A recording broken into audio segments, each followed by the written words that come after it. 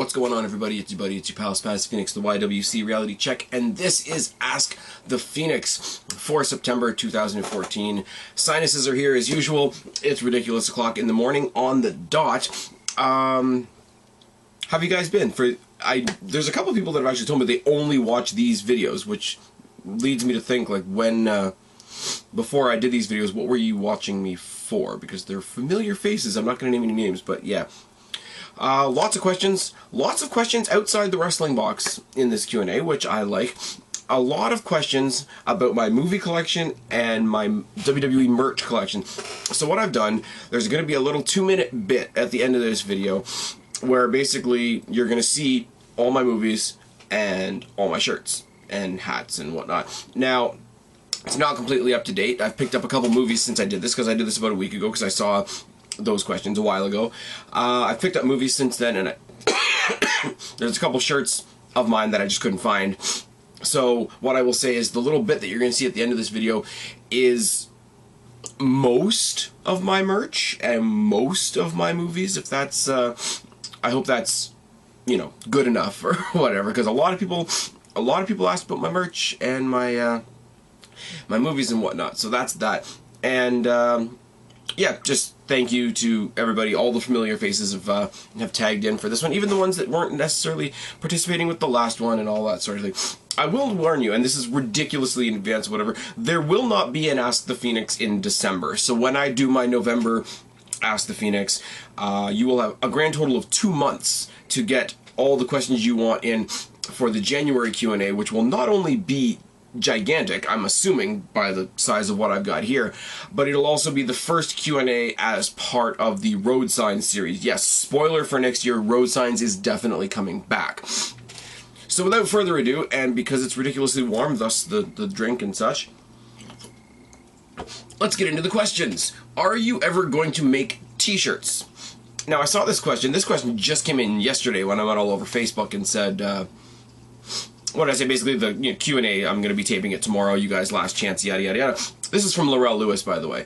And immediately I thought of the running joke that's been going on this channel for a while now, that I'm going to make a t-shirt that says, "I can speak, I swear." 2 reasons that hasn't happened.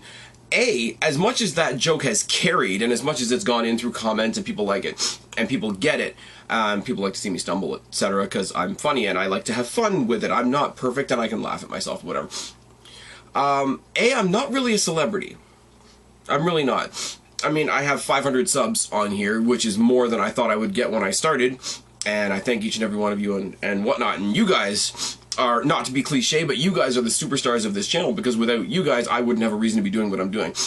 Second of all, even if I did think I was some sort of YouTube celebrity, if I wouldn't want my only piece of merch to be a shirt about one of my failures, and you know, I can't speak, etc. But I will say this. We're coming up to sort of the last couple of months of 2014. My birthday is December 22nd. If by December 22nd, 2015, we get this channel to 1,000 subscribers, and you guys still want me to pursue making some kind of merch, let me know. So that's this birthday coming up and the whole next calendar year. Guys, share around my videos, you know, encourage other people to check me out if you think I deserve it. If you, I know out of those 500 people, there's some people there that are just gonna tune into my videos to see what kind of asses Spaz is gonna make of himself this time. I understand that. But if you genuinely, you know, enjoy what I do, participate with me, people near and dear to my YouTube heart that have supported this channel for a long time, really get my word out there, really get my channel out there. If you guys get me to 1,000 subs by my birthday next year, I will consider making merch. That's my challenge to you guys. And also, I really don't want to ask you guys for money. I'm not monetized on here. I don't make money on YouTube. I want to keep this as it's a hobby.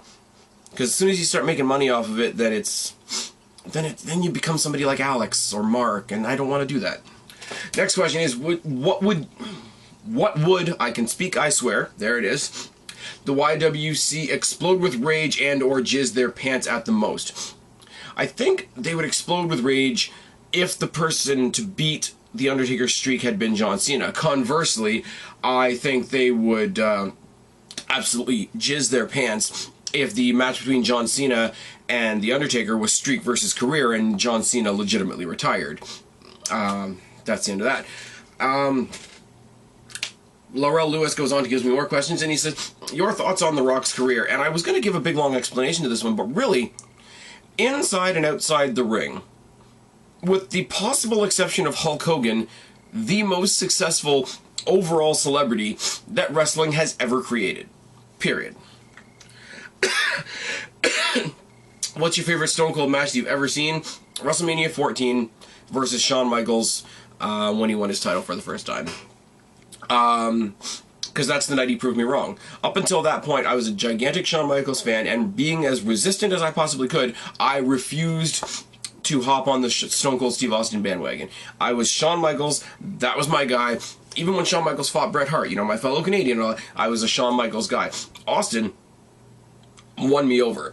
Not totally, obviously, but that was the starting to Austin winning me over, and obviously, you know, you can only deny obvious things for so long. What's your favorite John Cena match? I don't have a specific favorite match. A lot of people are going to say the Money in the Bank match with CM Punk, and I'll get to that in a second. But I do have my favorite feuds with John Cena. My favorite feuds with John Cena were the ones that I thought he had a legitimate chance of losing. See his rivalry with Edge, which I was lucky enough to see in person when they came to Toronto for, I believe it was Unforgiven? Maybe not.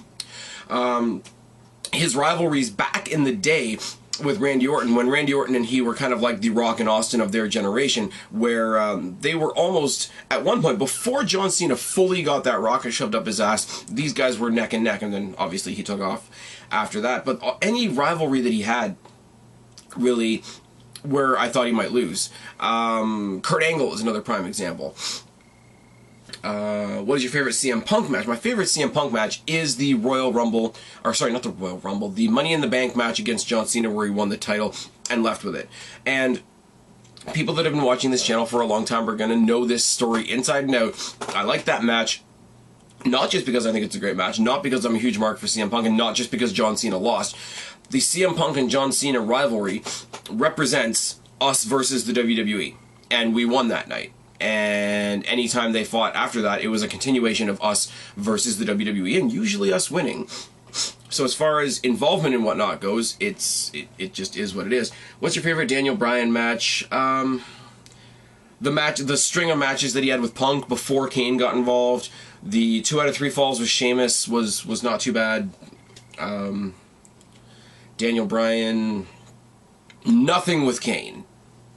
Absolutely nothing with Kane. But, I can't think. His initial rivalries when he first got to the WWE with The Miz were pretty fun. You know, he was like sort of the spunky upstart against The Miz, who was, you know, incredibly cocky and to be overcome, so to speak. What's your favorite Dolph Ziggler match? My favorite Dolph Ziggler match, or my favorite Dolph Ziggler series of matches, was anything that he ever did with John Morrison, because I think those guys were made to fight each other. Current thoughts on the Paige and AJ Lee feud? They need to keep it going. They need to stick different elements into it to keep it from being pure. When this match happens again, pure, I want to see it either at the Rumble or, if I can dream, WrestleMania. Now, what do I mean by keep sticking things in it? Keep sticking a Nikki Bella in it. Keep sticking it in so that, you know, Paige has a feud with somebody else, AJ has a feud with somebody else, they have a fatal 4-way. Anything other than them going one-on-one in a straight-up match. It wouldn't hurt my feelings at this point if somebody else won the title, so that these girls could stay as even as possible. AJ wins one, Paige wins one, AJ. Because if the title stays involved, then you get this hot potato of, I'm the champion this week, I'm the champion next week, I'm the champion this week, I'm the champion. And the title starts looking like a hot potato and starts losing its value a little bit. So I would almost love to see somebody else take the title for a while, run with it, stick it over with the Bellas for a while so that it's blatantly obvious that it's going to come back to these girls eventually.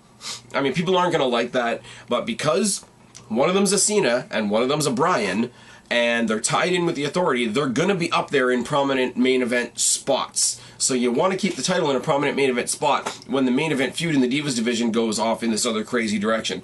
Keep these girls as even as possible. Keep sticking little sticks in the spokes to them having a pure one-on-one match. And then If it happens at the Rumble, I don't want it to happen at Survivor Series. Survivor Series isn't even a big four really anymore, is it? But if it happens at the Rumble or it happens at WrestleMania where it belongs, then have some other bullshit happen with the Bellas where the title is vacant. Big tournament, AJ in one of the brackets, Paige in one of the other brackets, have them fighting for the unclaimed title in some sort of wicked I Quit submission match, something like that, and have it culminate at WrestleMania, and have Paige win. Honestly, have Paige win. I'm an AJ fan. AJ doesn't need it. AJ is established. AJ is the closest thing we have in the WWE right now to a main event diva, and I love her for it. It's not like she's been handed it. She's been doing a bunch of other shit, and character-wise, she was, banging everybody, and she was stuck with Daniel Bryan. Anybody that got stuck with Daniel Bryan deserves something. Oh, yes. But she needs to now pass that on to Paige. It is what it is. Who do you think should win the Divas title first, Naomi, Natalya, or Nikki Bella? Naomi, it's a little too soon. Naomi, when you have other characters that have had so much time to develop on screen, like Paige, AJ, Nikki, Brie, etc. Naomi, I don't know enough about as a character to want her to be the champion. Natalya, the boat has sailed on her being a champion. It really has, and I feel shitty saying that because I know she's phenomenal, but it just really has. Nikki Bella, as I say, only because she's tied in with the Authority, she's tied in with this other main event storyline, and ultimately, her rivalry with Brie is all about keeping Daniel Bryan relevant, which WWE desperately thinks they need to do. So it'll keep the title in prime focus. So put it on Nikki for a while. Why not? Who are your favorite divas currently and of all time? Divas, I won't say. I will say female wrestlers, because not all the ones that I liked were divas. I liked Chyna, for better or for worse. I liked Jacqueline, for better or for worse. I liked Luna Vachon, for better or for worse. I wouldn't exactly call them divas. But Lita, everybody knows, is my number one. Her feud with Trish Stratus, I've said it a million times, is the Rock Austin of women's wrestling. I grew a great respect for Trish Stratus later on in her career. Currently, sorry, somewhere in there has got to be mentioned Mickie James as well. And currently AJ and Paige. So there's a diverse set of people. I love ODB in TNA, and I just do. Favorite Divas match, I just said it. Trish Stratus versus Lita, back when they were at their heyday. When they main evented Raw, not only main evented Raw, but main evented Raw for the Women's Championship, not the Tramp Stamp belt. That was a big turning point as far as women's wrestling goes, and we haven't touched that since, which is really, really sad. Okay. What title could you realistically see Zack Ryder winning? Now, when you say realistically, and it kind of makes Zack Ryder sound like a loser, I like Zack Ryder in the ring. Zack Ryder has a lot of potential in the ring. He could pick up the U.S. title any day, I wouldn't mind. If they actually gave him the credit he deserves, he could hold the Intercontinental Championship again, without a problem for me whatsoever. If they brought Hawkins back up to relevance, they could be the tag team champions tomorrow. I wouldn't have a problem with it. At this point, Zack Ryder being a world champion isn't going to happen. I know that. But anything else, I could see him, say, winning a King of the Ring. I could see him... The most I could see would be him winning Money in the Bank and then losing his cash-in. It would still be big enough for a guy like him that he got to touch the main event title scene. It would happen on a SmackDown or something like that. Stupid. It wouldn't be on a pay-per-view, obviously, but it could happen. Top 10 favorite superstars on the current roster. All three former members of The Shield, the Wyatts, Chris Jericho, Cesaro, Dolph Ziggler, and Paige. There we go. And AJ, if you want to throw in an 11th. What are some of your favorite TV shows? I just finished watching the debut of How to Get Away with Murder, which looks like it's going to be a good show. Saw the debut of Gotham this past Monday.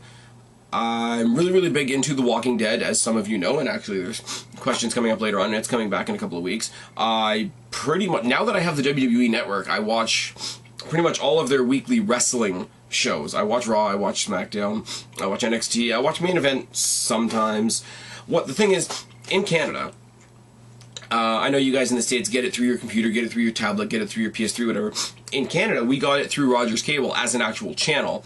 So what I can do is I have, on my DVR, I have Raw, SmackDown, Main Event, NXT, Superstars all set to record every week. So it's not like I like sit there and hunker down for every single show, but it's one of those, at those points in the week where you need some filler, you need something to sit down and watch, you know, while you have something to drink, for example. The entire catalog of what's happened in wrestling that week is available to me, which is fantastic. I used to watch Law and Order, I used to watch SVU, I used to watch Criminal Minds. I can't be paid to give a fuck anymore, is the honest truth. I watch the adult cartoons, and by the adult cartoons, you know, Simpsons is classic, Family Guy, South Park, King of the Hill, or not King of the Hill, American Dad. I watched a little bit of Bob's Burgers, which is a thing, I suppose. I watched True Blood. The series finale was a big kick in the balls, because it sucked. It really did. If I can go on a tangent for a second, if anybody out there that watched True Blood when it was a thing and thought it was great, like I did, the finale was like a really, really hot girl taking you out to dinner, inviting you back to her place, and going to sleep. That was the finale. There was nothing to it, and it pissed me off so much. I'm waiting for season 3 of... what the fuck is it called? Oh, Orange is the New Black. I'm waiting for season 3 of House of Cards. I'm actually watching a little bit of Grey's Anatomy, believe it or not. I'm watching Finding Carter, which is the first and only thing I've ever watched on MTV, Much Music, whatever. To which I will say, anybody that watches MTV, Much Music on the regular, how the fuck do you put up with those commercials the way they are, and it was obnoxious as there, and how the fuck do you put up with those little pop-ups while you're watching the show? I really, really, really do want to know.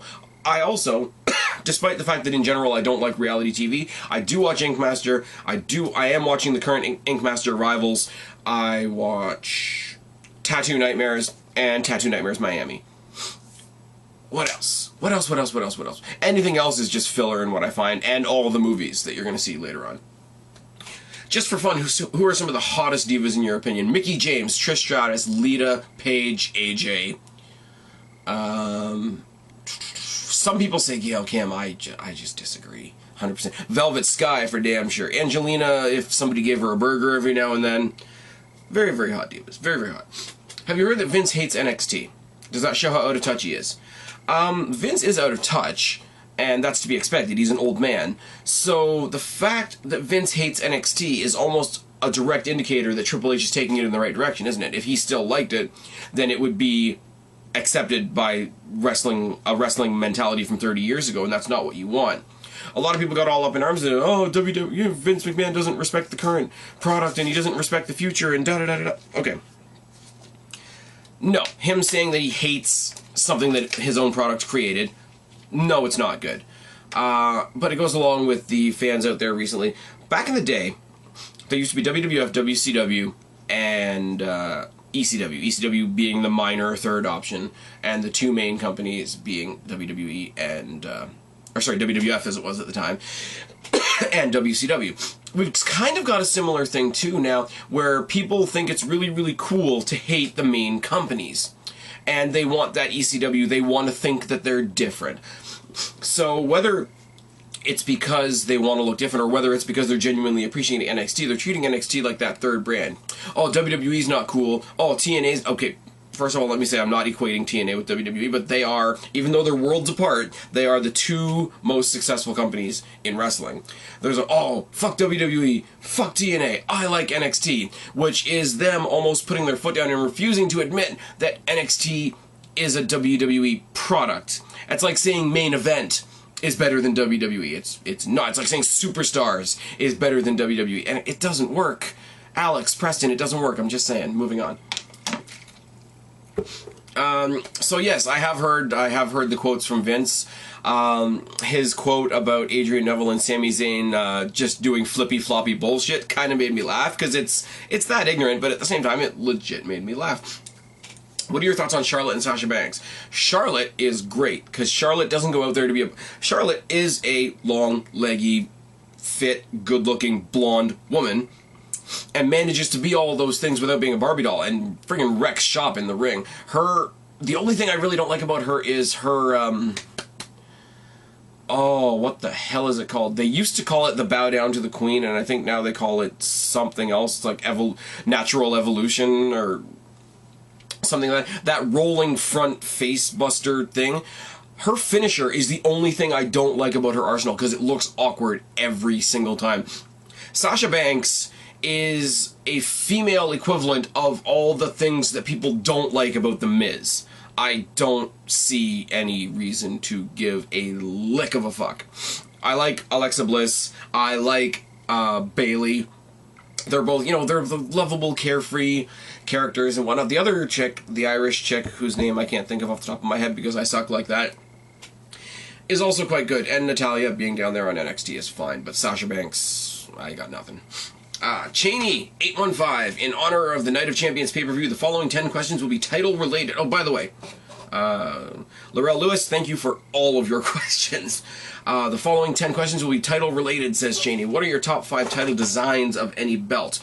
Winged Eagle for the main belt, the current or old-school Intercontinental Championships. I like WCW's US title better than WWE's by a long shot.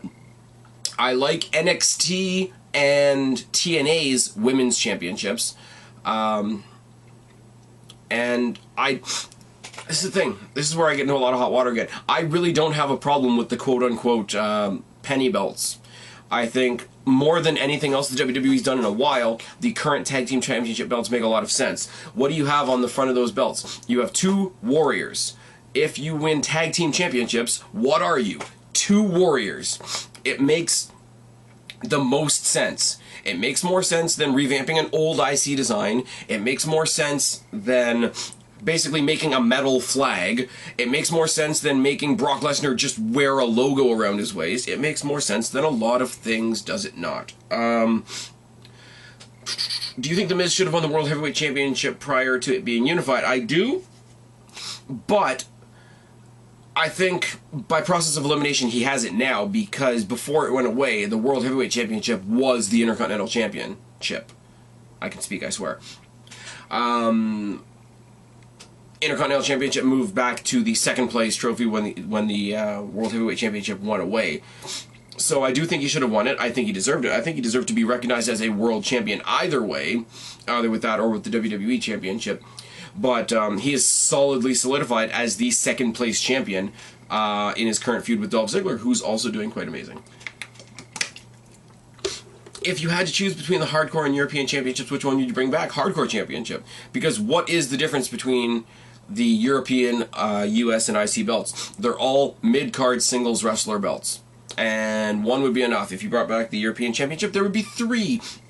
Hardcore Championship, as much as Mark Pearson doesn't like it, should come back, as well as we should get rid of PG so it can actually be okay. Who do you think would be the Cruiserweight Championship if it had not been retired? And then it says in brackets in capital letters, "Fuck you, Hornswoggle." I can't agree more. I think if we had a Cruiserweight Championship, the top of that division would have to be Justin Gabriel versus Kofi Kingston. I don't think there's any other 2 people that would dominate that division more. People say Rey Mysterio, but he's broken and gone and political and da-da-da-da. Out of all 15 John Cena world title reigns thus far, which one pissed you off the most? Honestly, all of them. I got nothing. Job 2, team with or bury the current Champions Edition. Love this. Flaming Mayo, Dolph Ziggler, or Brock Lesnar. Obviously, I would bury Sheamus. Obviously, I would team with Ziggler, and you know what? I don't think if I had a wrestling career, it would be too damaged by losing to Brock Lesnar. So I would job to Lesnar, I would team with Ziggler, and as you've so eloquently put it, I would bury Flaming Mayo 6 feet under. Oh, yes. Thoughts on Rey Mysterio's reigns as Intercontinental Champion in 2009. Now, those would be around the time where he was feuding with Morrison and young Cody Rhodes. Morrison, much like I would say with Ziggler, somebody like Morrison was made to go against Rey Mysterio. Rey Mysterio is a cruiserweight in a company that no longer had cruiserweights. So somebody high-flying, fast-paced, flexible, flippity-dippity, spot-fest type guy like John Morrison, perfect foil for somebody like Rey Mysterio, especially when they had their respect matches and Roddy Raw. His feud with Mysterio, if I'm right on the timeline, I could be totally off, but his feud with Mysterio, I believe, was around that time, and I believe was for the Intercontinental Championship, and I'm sure if somebody down there in the box below will tell me if I'm wrong, but that led to the dashing to deranged Cody Rhodes with the plastic mask, which I think was our first glimpse into the fact that Cody Rhodes can really take on any persona, any gimmick you give him, so it's fantastic. I'd personally like to see this, and I know how you feel about WWE having 2 mid-card championships, but just roll with me on this one. How would you feel about the Usos winning the IC and US belts? Hey, if the Bellas can do it with a broken belt, I don't see why other two twins simultaneously could not hold both championships. It's a good idea on the surface. A couple of problems with it. If you're going to have 2 mid-cards, if you're going to have the 2 members of a team hold mid-card belts, eventually somebody's going to ask why those 2 belts aren't the tag team championships. There's a little bit of a disconnect there. The other thing, too, is they really play up the identical twins thing with the Usos, much like they do with the Bellas, in a much more respectful manner. You'd really set the precedent right there as to who was the Jannetty of the team and who was the Shawn Michaels of the team, because we all know, even at its worst possible moments, the IC title has held a lot more esteem than the US title. So the assumption would be that, hey, WWE gave the US title to Jimmy and the IC title to Jay. Clearly Jay's the better wrestler. And I don't think you want to do something like that if they're still... If this is what splits them off, and they go completely separate directions, win titles on their own, and then have a sibling rivalry over who's got a more distinguishable champion. They have a rivalry, title versus title, and unify the belts, and we do something amazing like that, which WWE won't do because I'm not writing for them, then yes. But, I mean, if you're just going to be a team holding 2 singles belts, I mean, I think the British Bulldog and Owen Hart did that, but they were also holding tag team gold at the time, and that was just when they wanted Hart Foundation to have a big pile of belts. It's messy, and the logic gets really, really loopy when you do stuff like that. I'm not saying that it's a bad idea, I'm just giving you what my honest reaction would be to it. All things considered, which world title had the most prestige, WCW or ECW? The ECW title was the be-all, end-all for the people that were there, or sorry, for the stars that were there, and for the crowd that cared.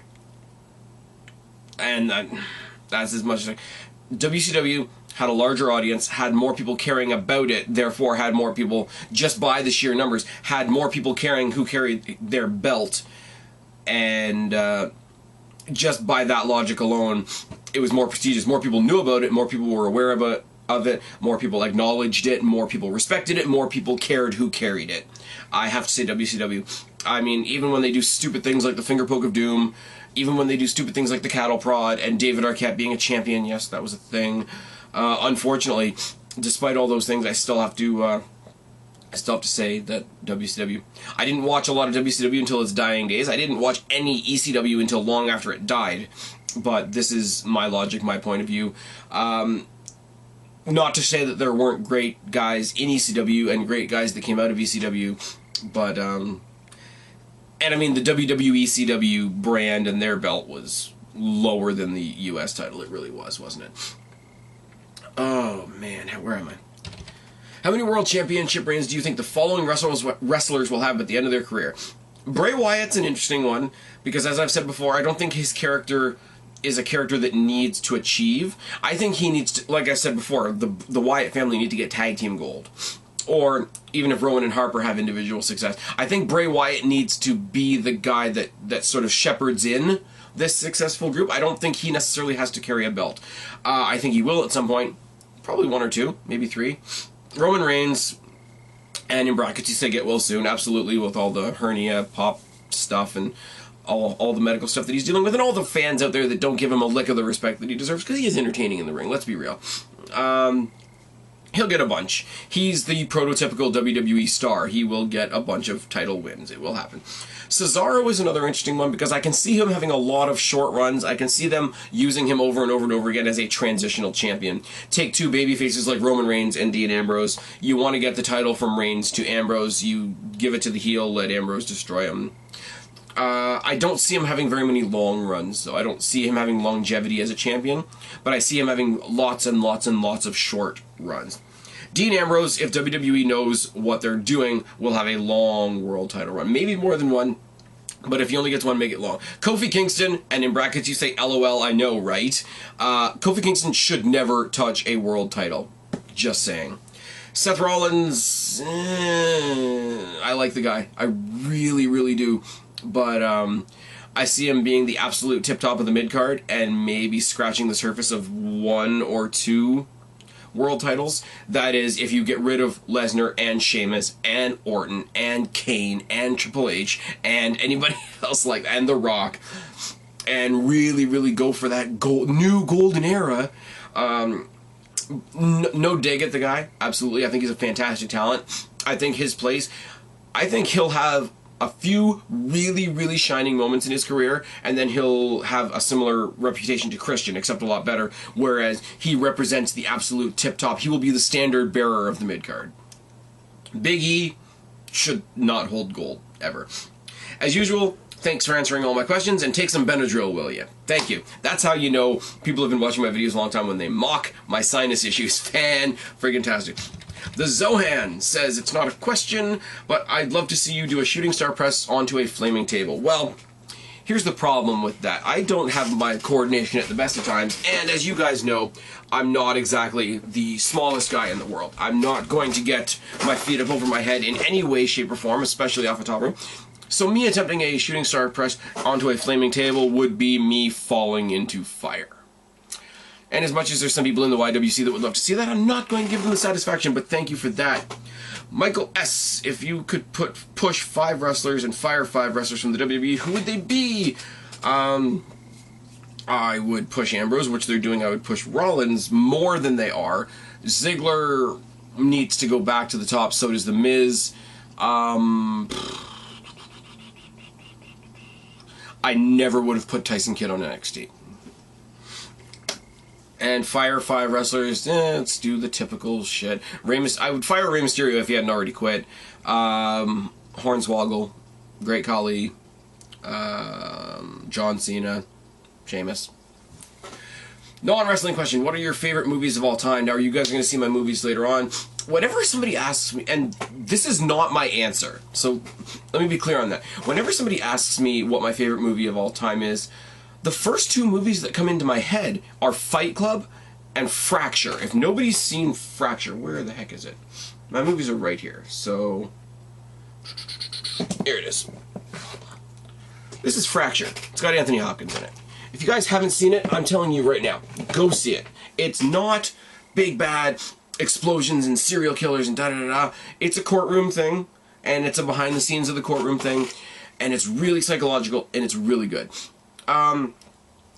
For me, a favorite movie is one that you can put on any day of the week and not be like, oh god, I'm watching these again. Unfortunately, for me, most of my movies that are like that are the large series that I have. And if I look across the top, I see the X-Men series, the Saw series. Saw is fantastic. If you think it's just a slasher movie, you're an idiot. The Tremors series, the Crow series, the Pirates of the Caribbean series, the Hobbit / Lord of the Rings series, the Fast and the Furious series, the Transformers series. You know what? A little childish, but the Narnia series, the Jurassic Park series. And then, of course, there's classics like the Halloween series, Friday the 13th, stuff like that. A lot of stuff where it's like, you get a big series, and each movie is like a chapter, and you can grab any chapter off the shelf that you want because you know the story so well. But I don't know. The answer I'm going to give you, even though it's not really my answer, Fight Club and Fracture. Guys, go rent, TiVo, download, torrent, Netflix, borrow, watch the movie Fracture. It's really good. And if you do, put it down in the box below. Tell me if you liked it or not. Moving on. More Michael S. Who would be on your Mount Rushmore of WWE and TNA wrestlers? Now, I'm going to answer this as far as my own personal fandom and not as far as, oh, this guy's better than this guy's better than this guy. Shawn Michaels, Edge, Jeff Hardy, CM Punk. Favorite championship belt of all time, and he says, by the way, I have the World Heavyweight Championship and the Smoking Skull belt. A lot of people say, and WWE said in a recent top 5, top 10 thing, whatever, that the most beautiful belt of all time is the big gold belt. And it is. It's prestigious. It looks like a medal. It looks like this is your glorious award because you are the best. But I gotta go classic. I gotta go old school. I gotta go the Winged Eagle. Although modern days, as much as people don't like the two-colored effect of it, I really do like the TNA World Heavyweight Championship. Now, that's not my reflection on, oh my god, TNA is amazing, but I like the silver on gold. I think it looks cool. I think it works in their case.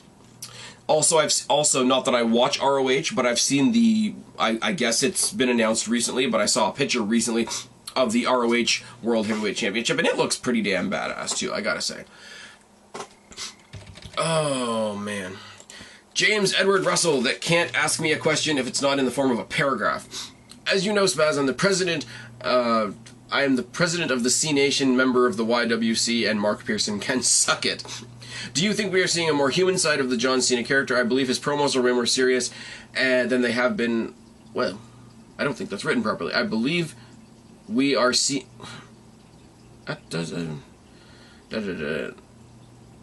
Basically, he says his promos are getting better and he's a lot less goofy than he has been before. The big problem people have with John Cena is John Cena never lets anybody win. And in the past little while, I will say CM Punk, Daniel Bryan, Dolph Ziggler, Bray Wyatt. Yes, Bray Wyatt. Various members of the Shield have beaten John Cena at various points. Brock Lesnar obliterated John Cena at SummerSlam. So that is slowly being chipped away at. I think, as much as it's failing, and I will say this, hand on heart, we the people, but yes, it's failing on its face. But I think with stuff, especially like this, with the speech that Paul Heyman did a couple weeks ago, I think they're trying to give John Cena some edge. And if they ever get over that hump and give him a little bit of edge, I will say, okay, they've given him a little bit of edge. But I will give them, this is going to sound patronizing, and I don't want to sound patronizing, I will give them credit for trying. I will give him credit for trying. Are we seeing a human side of the Superman? No, because we still go into it with the mentality of why should I care, John Cena's going to win. If you can break the audience of that thought pattern, then you will have humanized John Cena, and that will take a lot. Do you think Ryback will ever get a chance at holding a championship either in WWE or in TNA? I don't know why Ryback would be in TNA, but whatever. Maybe there's a WrestleMania match, Sheamus versus Cesaro versus Ryback for the US title. Booking-wise, it's a great move, plus all three have history with each other, and a great match will ensure. I don't want to see that, really. I don't like Sheamus at the best of times, but in Cesaro, they've given him an opponent that works well with him, and they do what they do. I think throwing Ryback in there is just it's like throwing Kane in the Bryan versus Punk situation a couple years ago. It's not necessary, and everybody would just groan about him being in the match, and they would groan even more if he won. A bit more on the fantasy booking side, but do you think we will see Stone Cold Steve Austin come back for one last battle? All reports say the Rattlesnake and Vince are working together again. People have asked me in these Q&As a lot about what's my opinion on the Sting versus Undertaker thing. Will it ever happen at WrestleMania? And I've always said I would have loved to see it 15 years ago. Everybody took a snapshot of what that would look like 15 years ago, and they think that that's what it would look like now, and it won't, because he's old, and he's old. And I think the match would be sad. And as much as I would love to see Austin back, Stone Cold Steve Austin, being Stone Cold Steve Austin, would not work in PG, as whipped and PG as it is now. I know he's come back, I know he's been like a referee, They've excused the alcohol thing for one night so he can do his toast, and he'll stunner somebody. But between that and his physical condition, I would be so worried that it would be sad that I'd rather not see it, if that's fair. I know that's a depressing way to answer that, but whatever. Big Show and Mark Henry are probably going to go for tag team gold at some point. Maybe after some failed attempts of not getting the tag team titles, they could rehash their feud from 2012 and have one more epic battle on the grandest stage of them all. If it was a mutual Mark Henry and Big Show retirement, like this is our last hurrah, let's go out and do our King Kong versus Godzilla thing one more time, fine. But if they do it again just to do it, no. What do you think of Batista's current run in WWE? I feel it ended up similar to the Goldberg run. I'm not saying both are horrid, but I do think they kind of dropped the ball with Batista and may unfortunately not get his rematch. No thanks to the crybaby goat getting overbooked as fuck and buried these 3 future Hall of Famers. Batista came in. He got a lot of heat for Daniel Bryan not being in the Rumble. So, you know, that's a thing. We got a little bit of a nostalgia thing with Evolution, and then he lost to a bunch of people. He lost to Daniel Bryan, and then he left. So he was brought in along with the rest. Here's the thing. Evolution, as you said, whether people like it or not, either individually or as a group, Evolution are going into the Hall of Fame. This future Hall of Fame faction reformed to put over Daniel Bryan. So anybody that says, oh, Daniel Bryan got buried, fuck off. Orton's going into the Hall of Fame, whether you like it or not. Batista, maybe not on his own, but definitely as part of Evolution, is going into the Hall of Fame. And Triple H is going into the ground at the end of his days with at least 1 Hall of Fame ring on his finger.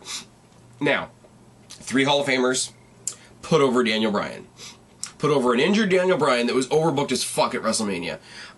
So Batista, absolutely had a good run. It had a point. He absorbed all the heat, and you know, it is what it is. Rey Mysterio absorbed a lot of heat at the end of the Royal Rumble when he was the 30th entrant, because that was the time it was absolutely solidified to us that Daniel Bryan wasn't in the Rumble. I don't like Rey Mysterio. Seeing him getting booed out of the building made me laugh a lot. But at the end of the day, I will say he didn't do anything to deserve that. Rey Mysterio didn't book the Rumble. Batista didn't book the Rumble. Daniel Bryan still got his heyday at WrestleMania. Everybody else can suck it. Batista did exactly what he was there to do. What is your beef with Alex? Deluxe Man. Basically, I used to respect the guy, and now I don't. He doesn't respect me because I think Daniel Bryan was overbooked. He doesn't respect me because I disagree with him on wrestling. He doesn't agree with me because I don't wake up in the morning like he does and look at ways to pick away at the WWE and exaggerate beyond all comprehensible realm to put out this idea that WWE sucks right now when it's really looking a lot better than he says. He puts NXT on a pedestal, which it should be on because it's a good thing. It's Triple H's baby. It's the cedar feeder system for the rest of the WWE, and it has an important job and it's doing it quite well. I will give NXT the credit in that. But to say, oh, NXT wiped the floor with WWE, NXT divas are better than first of all, again, we go back to that whole, oh, NXT is better than WWE, but NXT is part of WWE. That's like saying Raw is better than WWE. That's like saying SmackDown is better than WWE. It's a retarded statement on its face. But it's a minor league. It's a high school, and WWE is the NFL. So what you're saying is, all the guys that you like in NXT, you either don't want them to succeed so they can stay and be NXT guys, or you're getting ready to boo them as soon as they go to Raw. That's ridiculous. I don't know. His views are skewed, in my personal opinion, and I'm entitled to that opinion. My channel, see this little box, Spaz Phoenix, or actually, no, it'll say it at the bottom, Spaz Phoenix. I'm entitled to say that. That's not me being a dick, that's me giving an opinion, oh yes. But I don't agree with Alex and his current fad of, like, slashing the WWE. Somebody asked him recently about the history of Wrestling Paradise, and he went out of his way to omit my part in that, and I think that was supposed to be some random dig at me. I really don't care. Preston fucked off on you, and I took his place. I helped you out for a bit until Preston came back, and yeah, so I don't exist. I'm not worth talking to. I'm a shithead because I'm having fun with wrestling. Go figure that one. The Zohan. What role did Randy Orton play in getting Ken Anderson or Mr. Kennedy sacked from the WWE? I really don't have any idea. We can read all the dirt sheets we want, but unless you were there, you really don't know. What if Triple H had stayed with China? He'd still be a force in the company. I don't know whether he'd be involved in the inner workings the way he is now. I don't know if he'd have... He definitely wouldn't have the same relationship with Vince McMahon that he has now.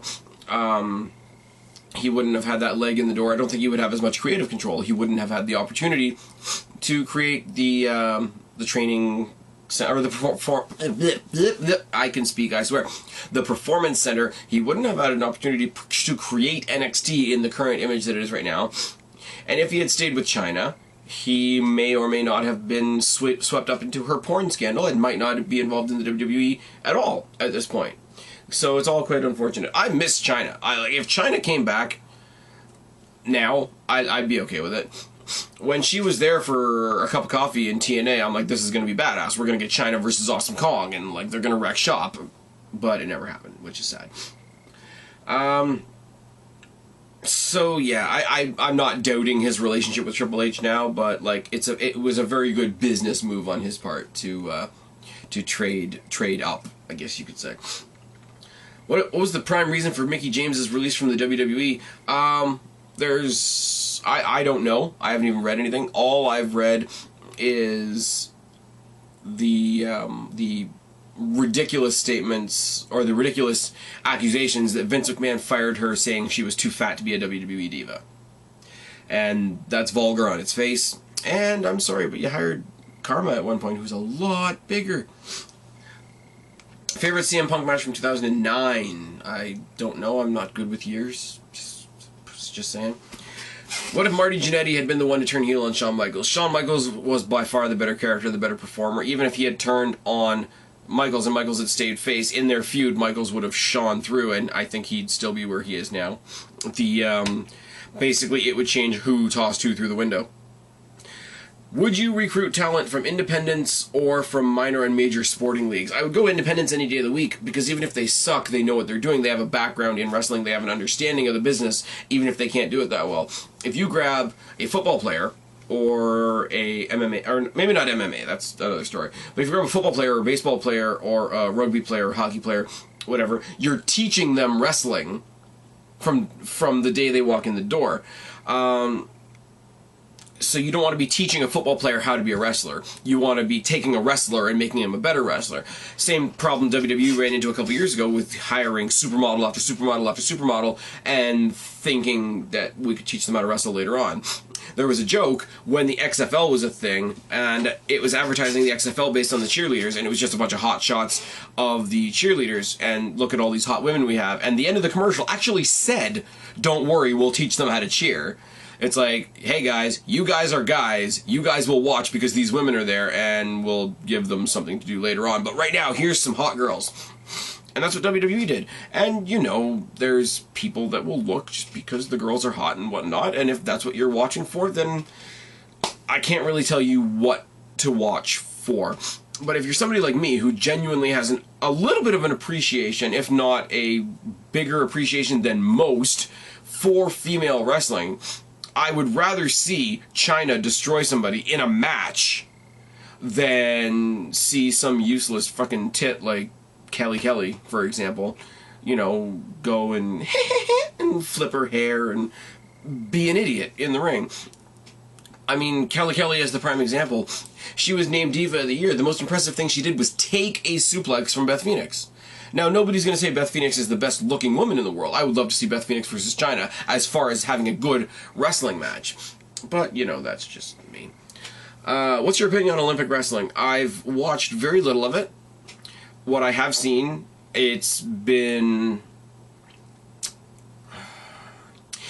of like listening to a genre of music that is not your thing. My two younger brothers at one point were in a band that did death metal called Trail of Blood, and I think you could still find them if you look them up either on MySpace or on YouTube. Look up Trail of Blood. You will see like maybe 4 songs that they did. I think they're still up there. I don't honestly know. I've got them on my phone just so I can say, hey, listen to the noise I have to listen to at my house. But I always told them, I don't like what you guys do, but I know you're good at it. I have a very similar attitude towards actual Olympic wrestling, like Kurt Angle wrestling, whatever. A lot of talent. I appreciate the athletic ability that they're putting forth, whatever. I just don't care. And I see how somebody with a wrestling background or an MMA background or a UFC background could transfer it into a pro wrestling career. Look at Brock Lesnar. Look at Lashley. Look at Batista. Look at Alberto Del Rio. Look at Kurt Angle as the prime #1 example. But as something to watch on its own, they're great athletes. They do what they do. I could not be paid to give a shit. What if Chris Benoit... Whoa. Is Hulk Hogan overrated? He's seen as a star, and he is a star. I don't think anybody's saying, especially these days, that Hulk Hogan is a great technical wrestler, brother. So, he's not overrated. He's just not what wrestling fans want to see, if that makes any sense. MTV fans, rock and wrestling fans, movie fans know who Hulk Hogan is and don't have to know a lick of anything about wrestling. So yeah, he's a name, he's a star, he's a marquee guy and whatnot. So in that realm, he brought wrestling into the mainstream. You can't take that away from him. And he's not overrated because nobody's trying to... I don't think, anyways, anybody's making the case that he's the best wrestler out there, so no. What if Chris Benoit had been a long-term champion? He would have held the belt for a long time and probably had some great matches defending it. What are your thoughts on Jerry Lawler's commentating? Jerry Lawler is horrible. Because... he's horrible because he's not horrible. Back in the day, when he was a true heel commentator, he was an asshole. And now, he's a farce of that asshole, and he still pulls out the really, really pervy jokes every now and then, but now it's like he's laughing at himself. For me, because I watched back then, it's a throwback. It's a punch in the arm to all the stuff that he used to do. It's like, oh, good old Jerry Lawler and his lame jokes. It doesn't bother me as much as it bothers most people. I will say, a lot of it is groan-worthy, whatever. But, it's not... everybody else is, oh my god, Jerry Lawler's commentating, we've got to mute the TV. Fuck off. If that's enough to make you want to mute the TV, you're not that big of a wrestling fan, in my opinion. If you could start a show like Nitro and go head-to-head with Raw, which 3 talents would you steal to make your own NWO? Here's something that's going to surprise a lot of people. Backed up by Jeff Hardy and CM Punk, I would choose John Cena. Ultimately. And not just because Cena is this generation's Hulk Hogan, but, yeah, the way WWE portrays John Cena as if they are helpless without him, I would, if I was seeing that, I would tune over into that other show to see what they do with him. And I'd be tuning into WWE at the same time to see how they do without him. It would be an intrigue thing. Behind him, the team of Jeff Hardy and CM Punk, are you serious? What if WCW had won the Monday Night Wars? I think they still would have fizzled out, honestly. They were having financial troubles, they were having creative troubles, they were having power struggle troubles. So even if they were able to beat WWF at the time, I think they would have collapsed on themselves. WWE would have picked itself back up and kept going. Thoughts on the Monday Night Wars documentary series on the WWE Network? Now that I have the network, I have seen it. It's quite good. I don't have the actual Monday Night Wars DVD, so I don't know how close this is to what that DVD there at the time. Like. DDP, Austin, Shawn Michaels, Hogan, and the younger wrestlers, because you tie in what was going on behind the scenes with what younger people were thinking while they were watching it, and it's an all-encompassing story. I haven't watched all of it. Maybe in total, I've sat through maybe 6 full episodes. I like it. It's well done. I don't have a lot of time for the... This is going to sound funny because I just got the network and I'm enjoying it and whatever. I don't have a lot of time for wrestling stuff that's not current. I would rather watch Raw than watch the Monday Night Wars. I'm sorry, but I would rather watch SmackDown than the Monday Night Wars. I would rather watch NXT Main Event than the Monday Night Wars because it's what's going on currently. If I want a history lesson, I will sit down one afternoon and I will have a history lesson. I don't want a history lesson week to week to week to week to week. Now, that's me personally. That doesn't mean it's not a fantastically created show. WWE is really doing good on that part. What if The Undertaker had lost one of his early WrestleMania matches? He would still dominate the WWE the way he did. He just wouldn't have numbers attached to his legacy. The streak is ultimately a made-up thing. The streak is numbers. WWE fans like to have numbers. They like to have things that they can count, even if even if they know that the statistics are fictional. People still like to count stuff. It's like when now that they do Royal Rumble, and they do before the Royal Rumble match, they do the by the numbers thing.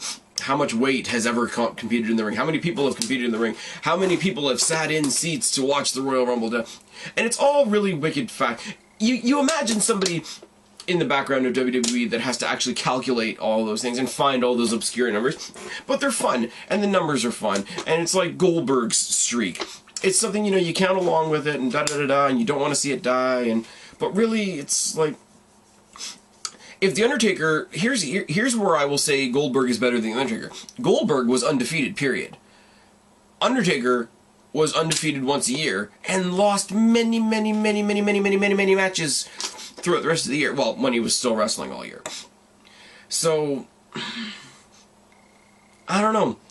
Like, would it make sense now if we went through everybody's stats right now and found out that there's somebody on the roster that had never lost at SummerSlam, and we started making that a thing? Would people care at this point? I don't think so, because at this point people would just say, "Oh, well, now what? This guy thinks he's the new Undertaker." What would happen if he had lost one of his first matches? He wouldn't have had the streak. Thoughts on the 18-second match between Daniel Bryan and Sheamus at WrestleMania 28? I think it was the biggest blow-up WWE ever did, honestly. I think the idea of it was take somebody as great as Daniel Bryan and have him lose in 18 seconds. This will really show the dominance of Sheamus, who nobody gave a shit about. Oh, yes. And all it did was strengthen everybody's resolve in backing Daniel Bryan. And so it did create a star for them. I just don't think it was the star that they wanted to create. And as I say, I reveled in Alex's misery that night because he, you know, Daniel Bryan or bust. WWE sucks right now because Daniel Bryan's not there. Okay. You know, there's Dean Ambrose, there's Seth Rollins, Cesaro, Ziggler, the Ziggler-Miz feud, the Paige-AJ feud. There's a lot of Brock Lesnar destroying John Cena. But WWE sucks because Daniel Bryan's not there. Yeah, okay. But yeah, I think it blew up in their face, and I think the ROH marks and the indie marks got a win in their column, so good for them. What if somebody else bought WCW? Unless they completely revamped the back and started with a clean financial slate, it still would have gone down. It would have gone downhill. What if the London bombings hadn't happened? What would have happened to Muhammad Hassan? The London bombings, and I don't watch the news. Something else you guys should know about me. I know that things happen. I know big events when they happen, but I don't watch the news. The news is the most depressing thing in the world, to me, really. Because they will stick in a few local happy stories, you know, so-and-so won the spelling bee, or this group had a concert, or this band played the Sky Dome in Toronto, and it was good, and it was good, and it was good. But other than that, you turn on the news. These people are blowing up these people. These people are terrorizing these people. These people want to obliterate these people, da-da-da. It's very depressing. For anybody here in Canada, my parents listen to CBC Radio 1. And they do it first thing in the morning, and they do it on the way to work. So I listen to the news, and not only do I not want to hear this because all it does is remind me how shitty the world is, my ultimate question is, how do you start your day with that? That's a ramble, and I don't really know why I went there, but ultimately, if you watch the news, if you pay attention to the world and how shitty it is, terrorist shit is happening all the time.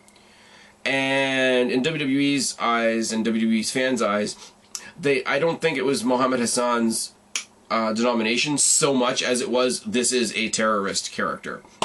And there's always terrorist stuff happening. I still think they would have had somebody at a network, at a censorship meeting, at an FCC meeting that would have cut that story out at the knees eventually. I don't think it would have lasted very much longer than it did. Top 5 best ring workers of all time, and again, I'm just going to do this, for myself. Let's see, Bret Hart, Benoit, Angle, Guerrero, CM Punk. That's just for me. That's just guys that I've spent a long time seeing. That's not everybody ever. I don't have enough knowledge of guys like Ric Flair and Kurt Hennig to judge them. So this is based on what I've seen and what I've become very, very familiar with. What if Goldberg never lost, ever? Eventually it would have gotten stale. And people would have turned on him. if Goldberg never ever lost, eventually the fans would treat him like John Cena. Eventually. It would take a long time, because he's actually a badass, he's not a puss, he's not trying to be, like, morally superior or anything like that, all the other things we don't like about John Cena. But if he never ever lost, people would eventually turn on him like they turned on Cena.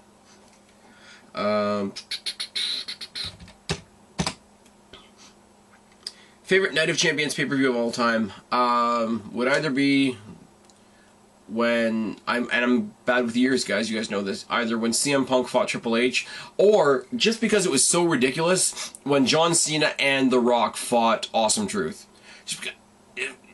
You know, there's a special match out there in wrestling called the Foregone Conclusion match, and that was it. Wasn't it? CM Punk and Triple H, Ultimate Rebel versus the Authority Figure. Closest we will ever come to having another Austin McMahon. But, yeah. What if the XFL had been a huge success? I don't think it would have been a blip on the radar to the NFL. I don't watch football, but it would be the ECW of football. What if the entire clique came over to WCW as the outsiders? WWE would have had a lot harder time rebuilding. They would have a lot more... WCW would have a lot more ammunition in its gun, and it might have tilted the war a little bit more. My question to you would then be... Would they have still done the NWO with Hall and Nash, or would there have been a DX-type group in there trying to be biggest badasses on the block against the NWO?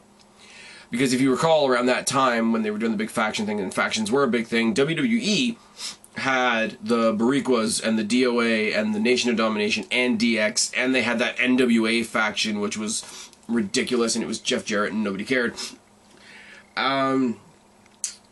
I think they would have done something like that. I think they would have had, hey, look, we have this badass thing, but we're going to build it differently, and we're going to put them up against this badass thing, and whichever group proves them to be the most badass, then we'll take on WCW. What if Stunning Steve Austin had been given a brief run as WCW champion? Well, that would indicate that Eric Bischoff didn't think that Austin would never be a champion in black tights. We wouldn't have one of the most formative characters in WWE history. And again, the war could have gone a lot differently. What if Randy Orton never bitched out Kofi Kingston on live TV and backstage? People blame Randy Orton for Kofi Kingston not being a world champion. Kofi Kingston is not a world champion, period. And I've said this a million times, I've said it a million more times. Until Randy Orton had his feud with Kofi Kingston when he jumped out of the balcony at Madison Square Garden, etc., I really hadn't taken any notice of Kofi Kingston, and I know a lot of other people that agree with me. So as much as, oh, Orton bitched at him, Orton was politicking, yeah. He got some notice for Kofi Kingston because he's a big star and Kofi Kingston is not. Oh, yes. What if the Nexus were booked like the Shield? It wouldn't have worked because anybody that was watching either, you would have to be watching the original NXT, which was horrible, and know that these guys were all competing against each other, and know that these guys were just competing against each other, and now they're a solid unit, and they're not, and yeah. Or, I don't know, because people on NXT that knew who Roman Reigns were and knew who Seth Rollins were, they weren't going against each other for, like, some tournament, for, like, some, like...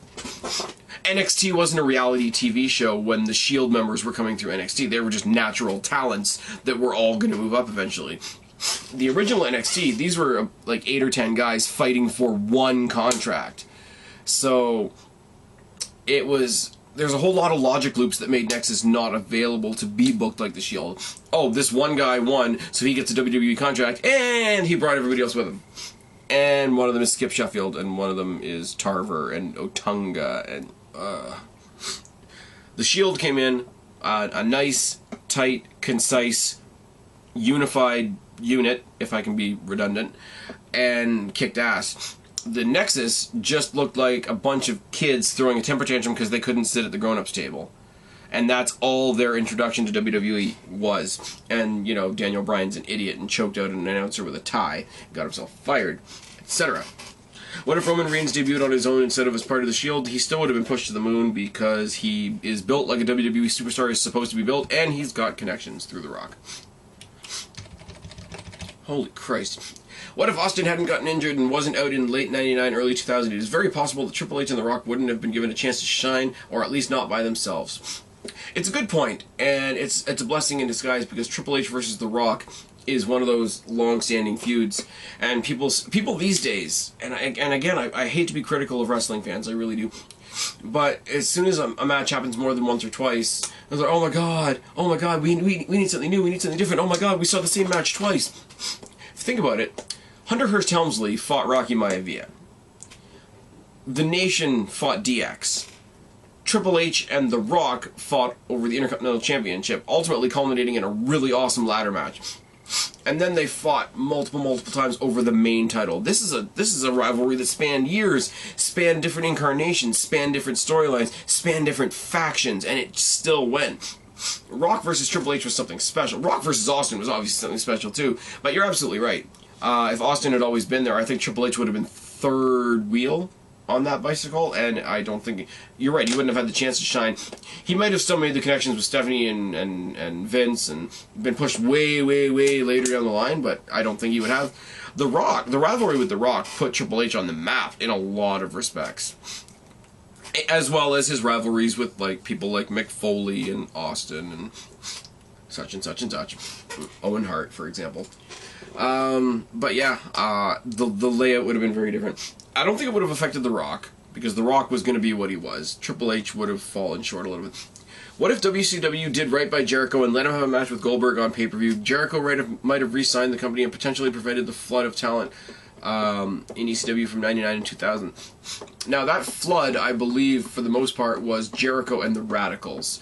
Perry Saturn fizzled out, Dean Malenko fizzled out. So, ultimately, what you're implying is if they had done right by Chris Jericho and given him a match against Goldberg, we wouldn't have had Jericho, Benoit, and Eddie Guerrero in WWE. And you wouldn't have had the SmackDown 6. You wouldn't have had that big boom of prosperity on SmackDown for a while, where the SmackDown 6 were absolutely wrecking shop, as well as Brock Lesnar in his early run. I think SmackDown would have been a lot different. I think Paul Heyman's run in creative would have been a lot different. He would have had entirely different people to work with. I don't think it would have affected Raw. I really don't. Yeah. Benoit not coming to WWE would mean that what he did to his family and stuff later on down the line wouldn't have affected the WWE the way it did. Maybe we wouldn't be PG right now. Maybe we wouldn't be ridiculously PG and only hitting ourselves in the back with chairs instead of in the head. So a lot of the pussy-whipped nature of WWE might be a lot different. There's a lot of chain reaction type stuff there. If Michaels hadn't lost his smile in early '97, it's possible that the WrestleMania 13 main event would have been HBK versus Hart. Would have been a HBK versus Hart rematch. Thus, we would have never gotten the iconic moment of Austin's submission.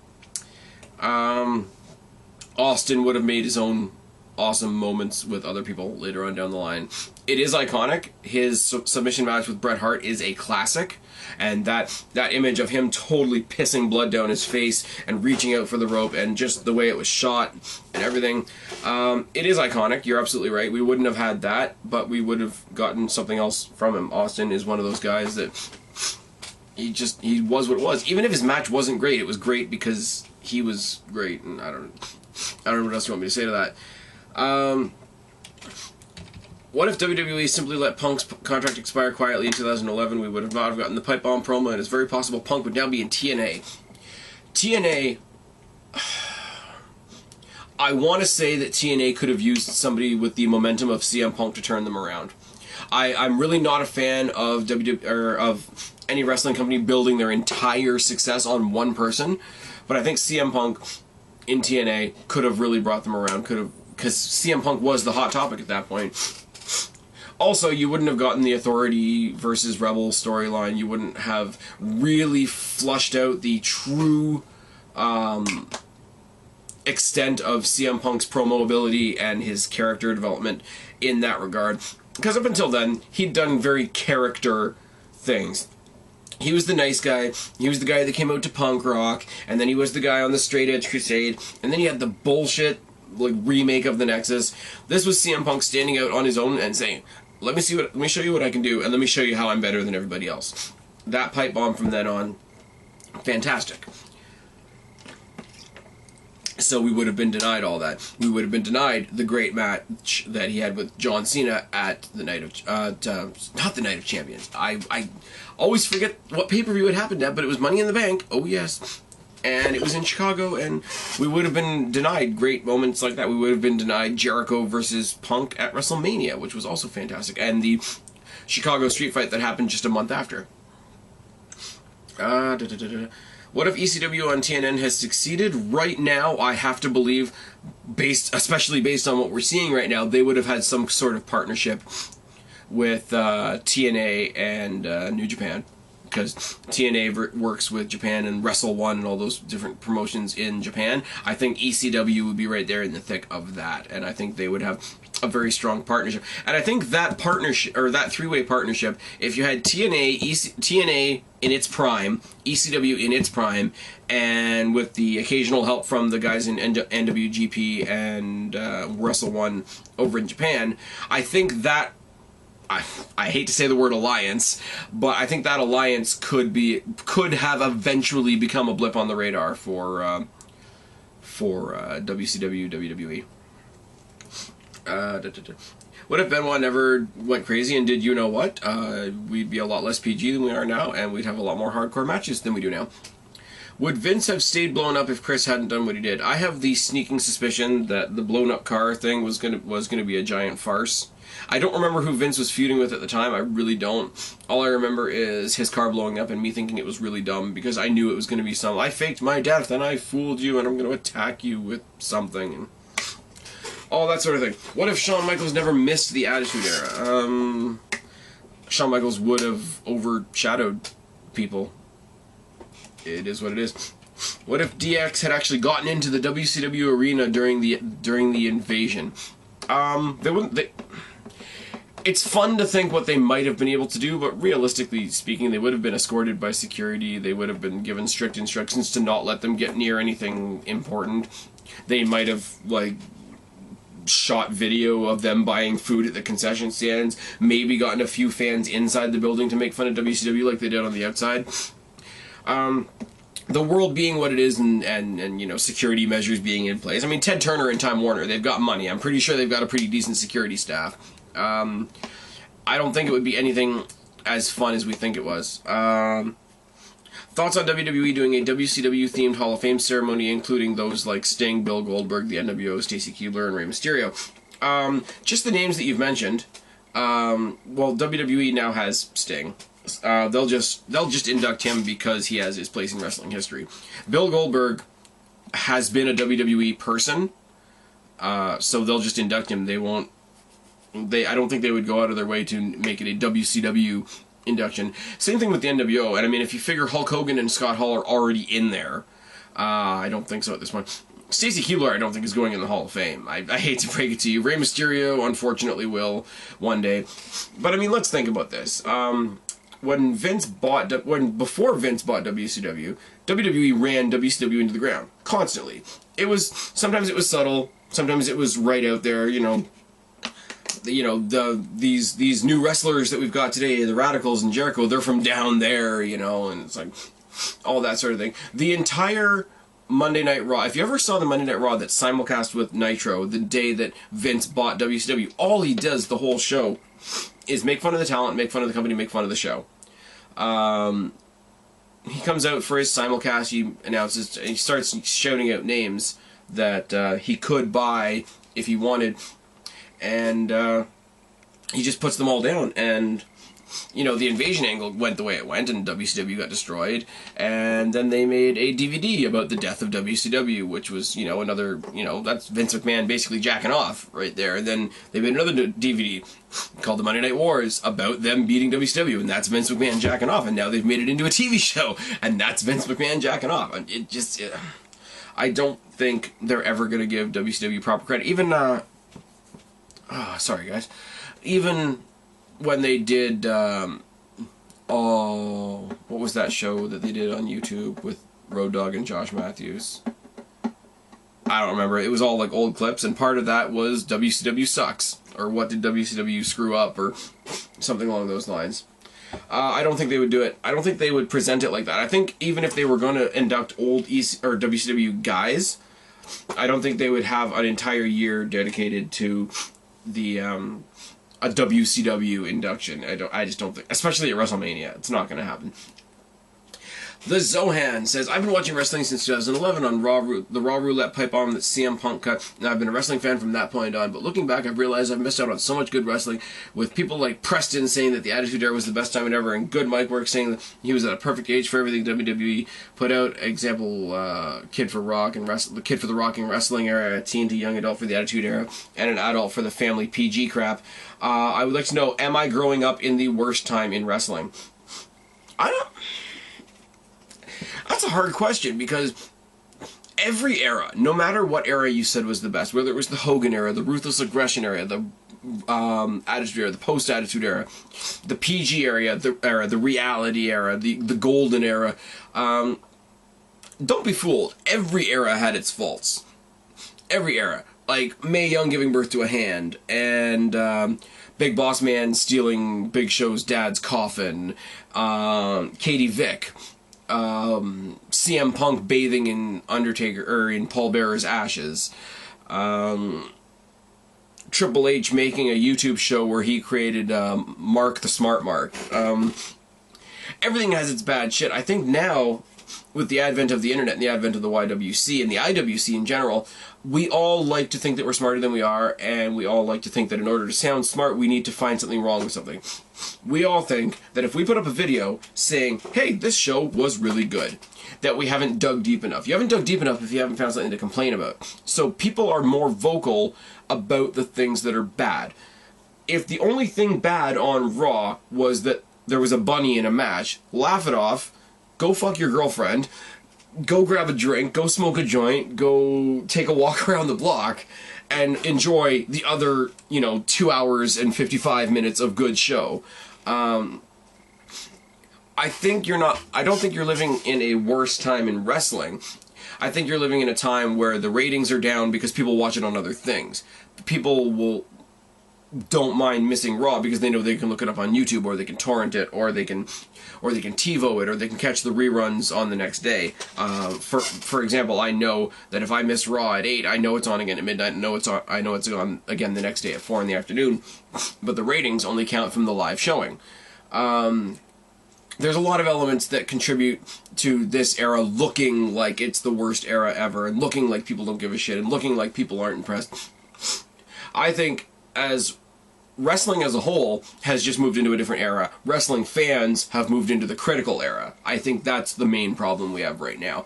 I've criticized things when I've found them appropriate, but I've also tried, and I'll use Cena as the prime example. I have run Cena into the ground. Cena Apocalypse is still one of the top 10 videos viewed on this channel, but at the same time, I will give John Cena credit when he does good. John Cena, in the middle of their feud, did put over Bray Wyatt.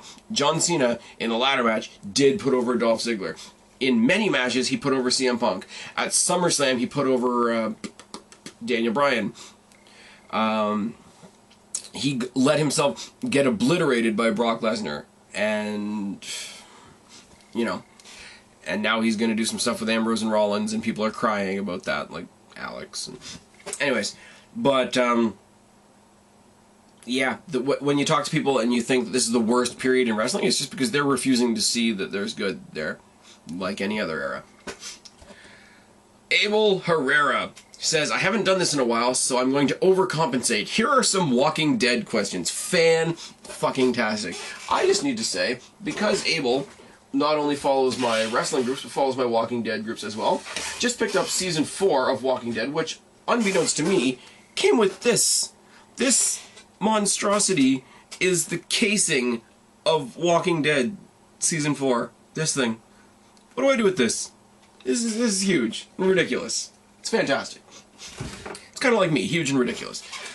What's your favorite season of The Walking Dead? Anything from the point where Carol lost Sophia in the woods, to Carl getting shot, to them ending up on the farm, to them having to leave the farm.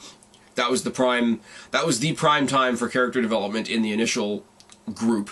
It was where everything between Rick and Shane came to a head, everything between Rick and Lori came to a head, the moral quandaries between Herschel and his family versus the rest of the group, Herschel and Rick having their differences. That was when we see the beginning of the stuff with Maggie and Glenn.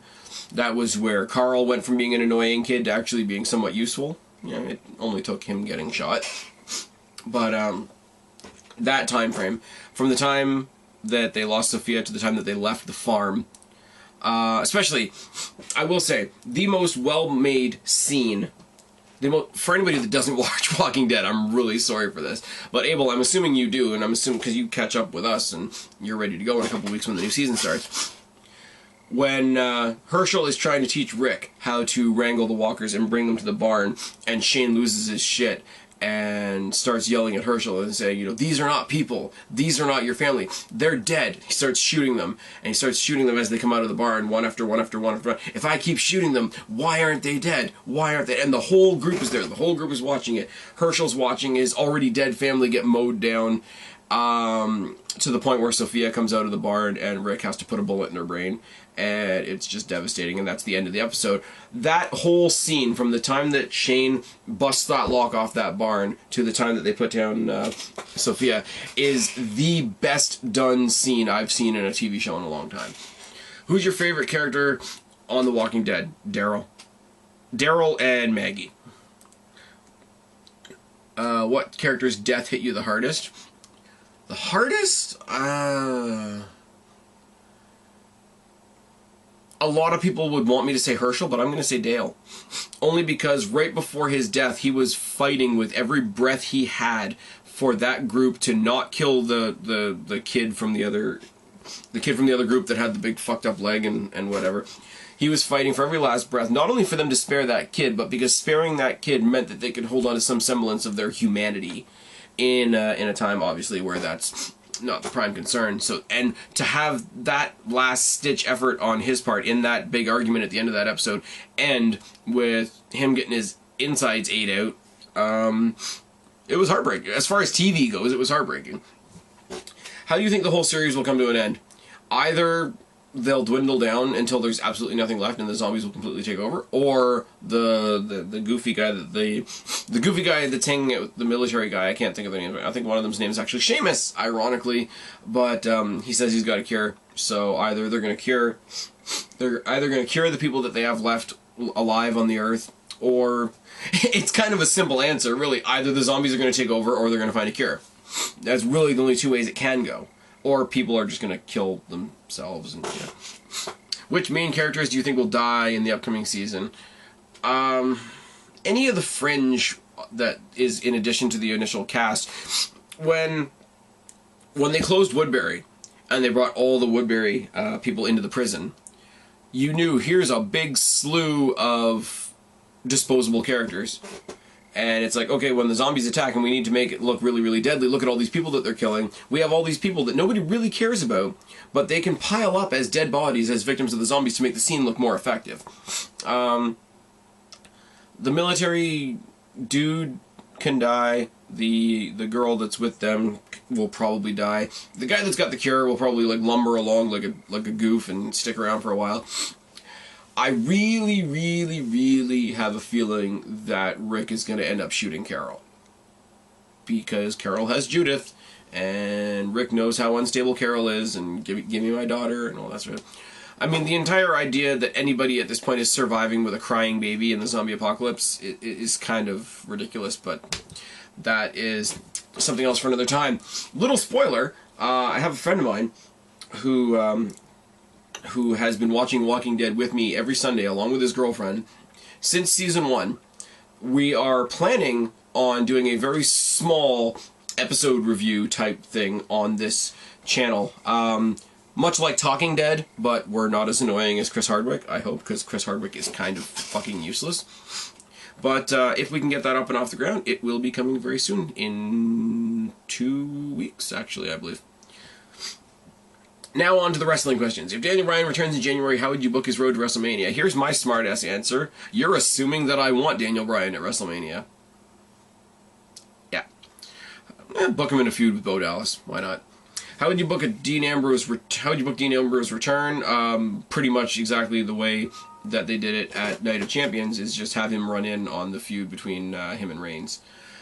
How would you rank each belt's prestige in WWE from the most prestigious to the least prestigious? Obviously, WWE Championship, IC Championship.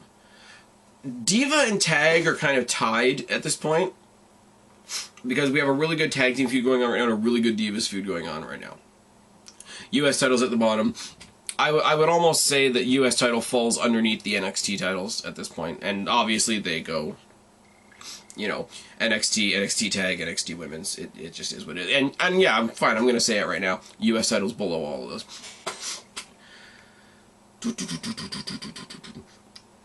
What do you think was the most tasteless angle ever done in wrestling?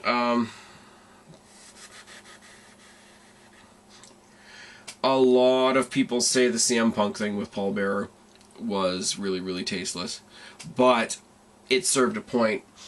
I say pick any one of the, like, Katie Vick was super offensive, but it served a point.